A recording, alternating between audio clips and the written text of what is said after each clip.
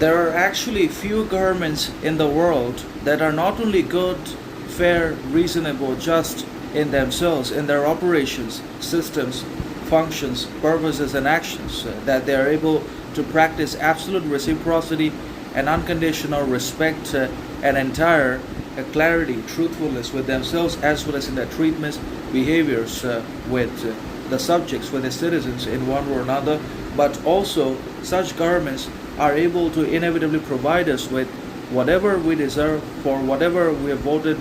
them into power and gave them the position to govern us, and that is with freedom, justice, equality, success, fairness into our lives in one or another, which we're able to then again utilize to become successful, prosperous, fortunate in our lives, or to gather a lot of things, who knows. But then again, such governments have always been rare, that are not only fair, reasonable, just, authentic in themselves, but they are literally also able to practice these qualities and give their citizens the rightful position and place of employment, equality, freedom that we or they also deserve in one or another. And the government's priority should be the elevation, the welfare of all the common men and women in the society of the country. And the government should also prioritize, obviously,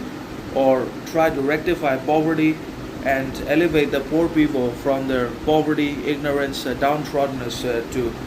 prosperity, success, or give them jobs, some kind or another, with less hustle, without examinations, without interviews, because the more interviews, exams they create, and that we're having to qualify and pass, the lesser are the participants. The few people are successful, and the most are struggling with unemployment, poverty, corruption, unpaidness anyways in one or another. So the government should reduce the strictness, the government should tone down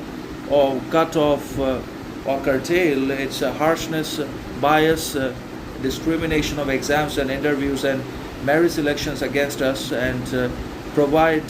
ample employment, unavailable or basically uncountable jobs they should create, so that everyone gets something or another at the end of the day that they can be proud of for their education. Because ultimately our education wields no value. We have a lot of education, we have educated ourselves in a lot of things. If we get no jobs for all that, if we are devoid of jobs, if we are divorced from employment and freedom, then what is the purpose, what is the fundamental reason for acquiring all that education, or behind all that education in life?